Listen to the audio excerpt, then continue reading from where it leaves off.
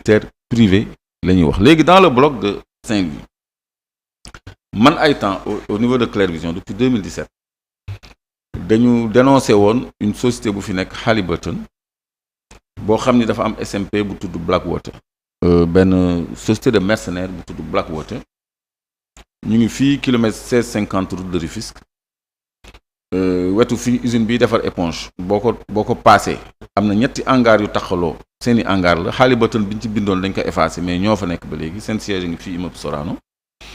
ñooñu dañu am ay mercenaires te Macky Sall moo leen fi indi société boobu Halliburton léegi bi ñu leen dénoncé dañu changé seen tour parce que ñoom dañu am benn filiale bu tudd KBR ñi may déglu nañ ko recherché Kellogg Brown and Root Kellogg Brown and Root filiale Halliburton la boo xam ne mu ngi ci blogu Saint-Louis bi parce que ñoom c'est des spécialistes en deep water drilling ñoom ak Petrobras bu Brésil c'est les meilleurs en forage en eau profonde donc ñoom KBR bu ñu tàppee KBR bloc de Saint-Louis wala GTA danañu gis ni ñoom ñu ngi ci contrat d'ingénierie yi ñuy signé foofu ñoom ñu ngi foofu présent kon tey jii BP bu jëlee SMP ci frontière u Sénégal ak Mauritanie ay forces aéronavales lay doon parce que plateforme bi c'est en mer ñooñu rek lay doon les gens de Halliburton que j'avais dénoncé parce que KBR égale Halliburton égale Blackwater ku ko recherché da nga koy gis ñooñu ñoo gën a équipé sax armée américaine parce que ñooñu ñooy équipé l'armée américaine d'ailleurs jusqu'en missile dañuy fournir ay missiles dañuy fournir ay logistique dañuy def catering mooy affaire alimentation traitement lingerie tout ce qui n'est pas militaire paramilitaire yooyu yëpp dañ koy def dañu am ay hôpitaux ak ay cliniques yuy jël en charge les blessés de guerre les malades et tout dañu am ay hélicoptères ay navires ils ont de la logistique ñoom ñoo doon protéger armée américaine en Irak ñoom ñoo doon rey naar yi les actes les plus barbares ñoom ñoo ko doon commettre foofu parce que ñooñu mënoo leen traduire cour martiale parce que c'est pas des militaires ils n'ont pas des noms ils n'ont que des numéros c'est des anciens GIs et des anciens de la CIA am na ay góor am na ay jigéen ñooñu ñu ngi fi depuis 2017 ci télé laa ko waxee ci rajo laa ko waxee te Macky Sall moo leen fi indi 2013 lañ fi ñëw man maa ngi leen dénoncé 2017 2013 lañ fi ñëw ñu ngi fii immeuble Sorano seen direction seen hangar yaa ngi fii après l'usine qui fait les éponges ñetti hangar yu taxaloo la ki doon direct sur la mer ñoom ñu ngi ci blogu Sangomar ñu ngi ci blogu parce que Sangomar KBR mu nga fa aussi léegi ñoom dañu teg Halliburton fële mais KBR ñoom la Baker Hughes ñoom la Baker Hughes benn société bu nekkoon Belgique la bu ñu bëggoon jënd mu am scandale bu mag ba noppi ñoom ils sont liés à des scandales ay milliards la ñuy indi joxe ko ay 300 milliards jëm kaw boo tapé Halliburton scandale Nigéria Algérie partout où ils sont passés ba noppi ñoom dañuy avouer dañ leen jàpp main dans le sac ñu avouer de corruption il y a deux frères d'origine iranienne qui sont de nationalité britannique ñoo xam ne ñoo nekk seen porteur de valise donc loolu du sujet bi mais BP ci blogu Saint-Louis jël na ay mëtuwaay pour assurer la sécurité des plateformes qui sont là-bas en mer parce que plateforme yi mu ngi à plus de 120 mètres des côtes 120 kilomètres plutôt des côtes mais unité flottante d'exploitation bi mu ngi nekk à 8 mètres des côtes boo taxawee ci tefes bi da nga koy séen day dinaa dem indil leen ay images parce que balisé nañu am na ay zone nag yoo xam ne dañ ko tere même pêcheurs yi donc dañ ko balisé mais c'est à portée de vue donc mën nga ko zoom mën nga ko drone mën nga ko dépp mën nga ko am quoi donc installation yi nekk en haute mer parce que xam nga frontière maritime mu dëkk yëpp c'est 200 miles 200 miles c'est un peu plus de 200 kilomètres sorewul frontière internationale moo tax ñun ñu war a am ay société de diving ñi nga xam ni ñooy def les travaux sous-marins parce que tête de puits bi ngàcc gaz nekkul ci kaw ci suuf la nekk à 2000 mètres de fond la nekk foofu yow paramètre instrument de mesure yi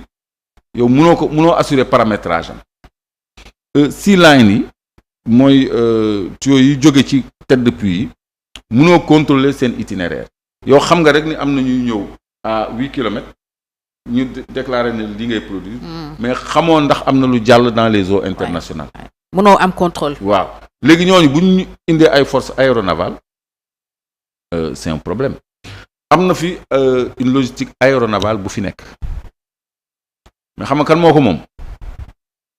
Aliou Sall. Aliou Sall man non déedéet di la doo taxawal loolu day leer de Aliou Sall man. ak Patrick Correa. Aliou Sall man. frère Macky Sall. suñuy 400000. waaw dafa créer benn société bu tudd Sahel Aviation. Sahel Aviation yëpp a ngi fi c'est vérifiable hein. Sahel Aviation société la boo xam ne 26% yi Aliou Sall moo ko moom 25% yi Patrick Correa moo ko moom c'est un porteur de part seen xarit la et 49% yi parce que ñoom amuñu hélicoptère amuñu navire benn société américaine moo ko moom bu tudd Aéromaritime mooy avion ak bateau ñoo indi logistique bi am 49%. léegi ñoom ils font de l'avitaillement des plateformes c'est-à-dire équipe yi liggéey ci plateforme bi ils se relaient tous les 8 heures de temps toutes les 8 heures de temps pour boucler les 24 heures donc il y a des rotations pour le personnel et tout dinañu soxla ay matériel lourd yoo xam ne ay navires ay li ñuy wax ay supply boats ay navires yu yem ñoo yóbbu matériel bi di ko indi donc service yooyu ñoom dañ ko góorlu ba pare xam nga kañ lañu créer Sahel Aviation xam nga Macky mu ngi jox Aliou Sall bloc bi ak Franck Timis le 19 juin le 20 le lendemain la ñu créé Sahel Aviation société bi 2012 bi Macky Sall di doog a jël pouvoir bi c'est-à-dire 3 mois après sa prestation de serment mais parce que ñoom découverte ressources yi dara bettu leen ci. non ils savaient déjà. non c'est-à-dire Macky Sall c'était le directeur de la banque des données de Petrosen banque des données de Petrosen résultat wu étude sismique 3 dimensions résultat prospection yi les échantillonnages et tout les superficies contractuelles lépp foofu la nekk mu jóge ci directeur de la banque des données ba noppi ingénieur la institut des pétroles de France la jóge mu jóge foofu nekk directeur Petrosen ci boppam mu jóge ci directeur Petrosen nekk ministre des mines et de l'énergie kon kooku xam na lépp fu mu nekk banque de données Petrosen moo nekkoon directeur bi après mu mujj nekk directeur Petrosen après mu mujj nekk ministre ba mais kooku échelon yëpp la jaar lépp la xam fu mu nekk moo tax il n'a pas perdu du temps il a prêté le serment le 1er avril mai juin 19 juin mu joxe bloc boobu le lendemain Aliou Sall créé nu mu tuddati Sahel Aviation donc Sahel Aviation pour revenir ci sujet bi société aéromaritime la dafa am côté aérien ak côté maritime transport héliporté ak supply boats yuy dem ci plateforme yeeg yooyu xam nga yooyu ñun lijjanti wuñ ko mais ñoom en amont lijjanti nañ ko bu yàgg kon léegi intérêt yi nga xam ne ñoo nekk en jeu. waaw ba ñu dugg ci rapport bi. intérêt yi nekk en jeu ñun mënuñu ko maîtriser waxuma la immeuble yi ñu fi tabax de waxuma la 20 000 hectares yi ñu naan Franck Timis dégg nga ko tey ci ça va au-delà oui. Agritrans la. dégg nga fi Agritrans mel mi bon c'est Agritrans donc mais Franck Timis ak Aliou Sall kay c'est blanc bonnet blanc wala du déggoon ngeen fi Agritrans ci affaire reportage bu BBC bi société d'agriculture mais ñoom lañ jox 20 000 hectares yi. Ndiaye. am naa sam benn xarit bu yor dossier bi da ko téye mënuma ko tudd fii parce que xam nga rek da ko téye man donc intérêt yi nekk en jeu ñoo énorme xoola ñoom seeni nit ay Arona Dia ay Samuel ñooy jaay Senelec courant ci suñu gaz bi jóge fële Saint-Louis ci bloc boobu encore ci contrat Petro-Tim boobu encore léegi conseil à la présidence ak ancien ministre de l'énergie ñooy jaay Senelec courant Senelec jaayaat ñu ko jël seen bénéfice Senelec jël seen bénéfice kañ lay wàcc ci loo xam ne ñun ñoo ko moom y avait un projet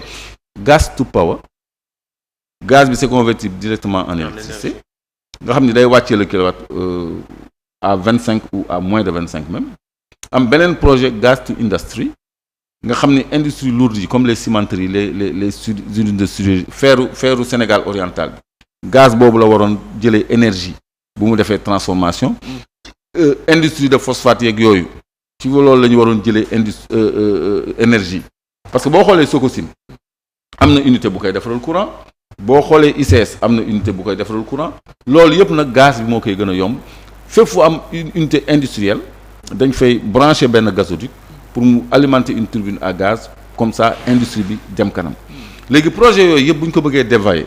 jox ko ay conseil à la présidence jox ko ay hommes d'affaires Arona Dia jox ko ay anciens ministres loolu je crois que jalgati bu insupportable la boo xam ne mënuñu ko nangu léegi intérêt yooyu nag la ñuy sàmm BP bu demee ba indi ay mercenaires dans nos eaux ça veut dire que am na lu muy préserver donc il faut qu'on fasse très attention à ce qui se passe parce que voilà mën nañu dugal ci leneen moo tax nañu def élection yi. débat boobu dinañ ko yeggali Clédor on va en reparler si tu veux. tey nag maay dalal seen gan bi docteur Cheikh Dieng. Très content docteur de te retrouver.